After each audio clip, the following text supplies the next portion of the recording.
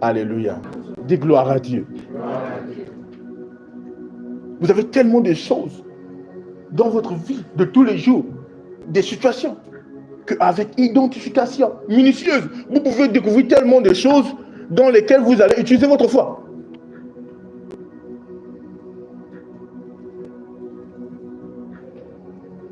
Alléluia, absolument.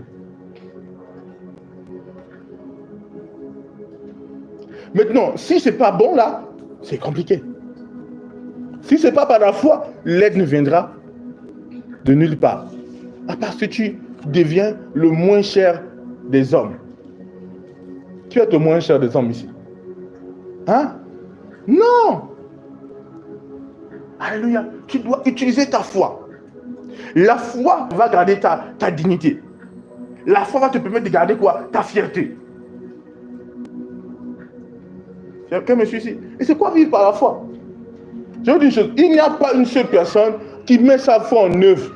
Alléluia. Et qui n'a pas vu de résultats. Même si quelqu'un dit, j'ai mis ma foi en œuvre, je n'ai pas vu de résultats. Certaines personnes ne mettent pas leur foi en œuvre. Ils espèrent sur des secours. C'est différent de mettre sa foi en œuvre.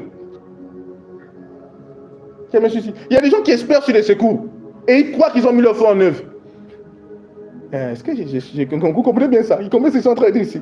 Oui, ils espèrent. Est-ce que j'ai mis la foi? Non, tu n'as pas mis la foi. Tu espères sur des secours humains que tu sais que là-bas, ici, tu espères là-dessus.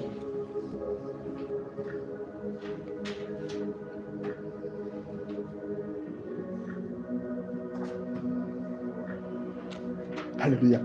Oui. Vous savez, quelqu'un qui vit par la foi, non, sa vie n'est pas constante. Quand je parle de constante, c'est qu'elle n'est pas constante dans les résultats. Ou du moins, elle ne stagne pas dans les résultats. Elle ne conserve pas les mêmes résultats.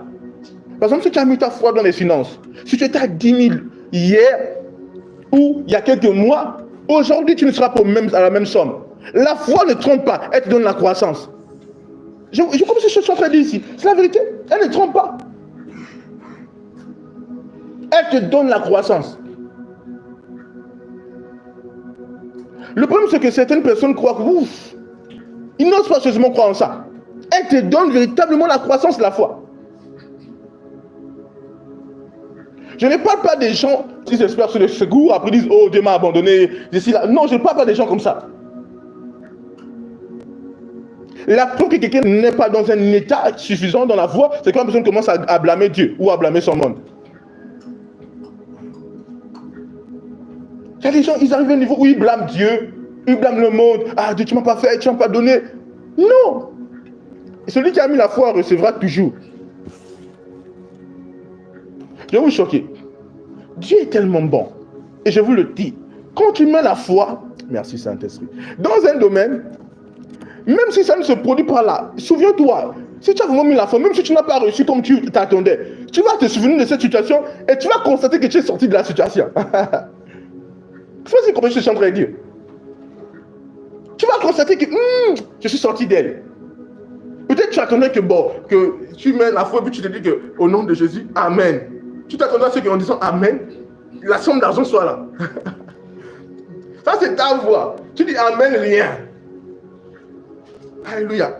Peut-être qu'il te reste quelques heures ou quelques minutes pour régler la chose que tu dois régler. Mais il n'y a rien. Quelqu'un me suit ici.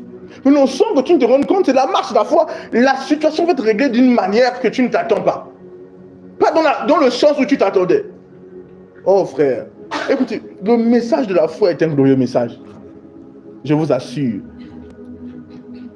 Un chrétien ne vit pas une vie victorieuse s'il ne commence pas à se décider de marcher par la foi. Quelqu'un me suit ici? Oui.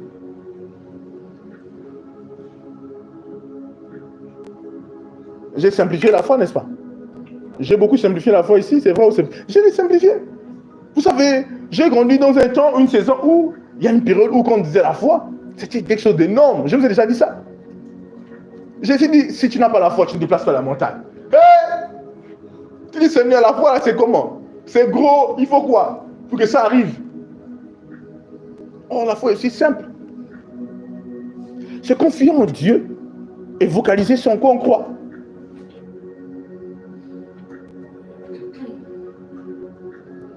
Frère, quelqu'un comme ça, c'est chanté dit.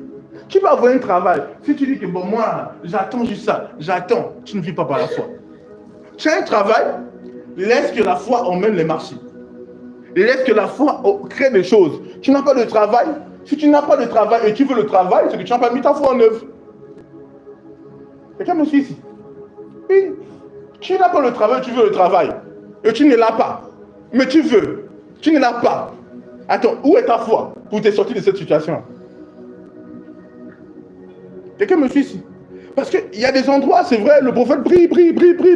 Bien niveau, le prophète ne doit pas prier. Il vous rend comment? Parce que ça devient comme si Dieu, le seul que Dieu exauce, c'est le prophète. Non. Donc si tu dois avoir la preuve que la foi marche, que la parole marche, le message marche. Mais non, si tout pour toi là, c'est des gens. Si tout pour toi, tu as besoin de prophète, prie. Est-ce que c'est pas un problème? Toi-même, ta vie de foi, à quel niveau? Ta vie de foi se situe où? Parce qu'il y a des choses où tu dois dire, il peut prier pour moi pour ça, mais quand même, je fais des pas. Alléluia, quelqu'un me dit. Mais toi, tu ne fais pas des pas. Ce n'est que la prière. Même si tu ne fais pas de pas, dans la foi, c'est la prière. Ma foi va être compliquée. Parce que toi, tu es dans un état où tu es incrédule. Donc, c'est que toi, tu ne m'avantages pas les choses.